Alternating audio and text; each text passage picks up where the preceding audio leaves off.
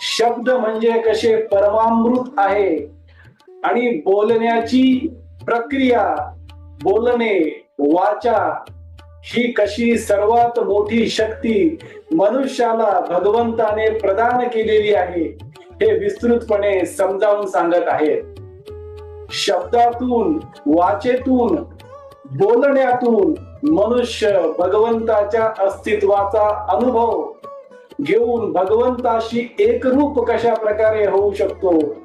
हेही भगवान श्रीकृष्ण